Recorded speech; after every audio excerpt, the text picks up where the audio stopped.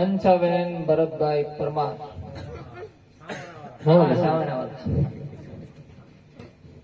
જે આપણે મહેનત કરશું બને એટલી હાલો આપણે ધીમે ધીમે હાલતા થાય.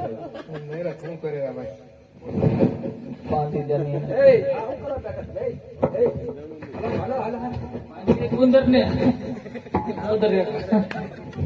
ગયેલું છે ને એક તો પછી આપણે બે વિયાદ હેઠા હમણાં ગોતું હોય જ નહીં બોસે.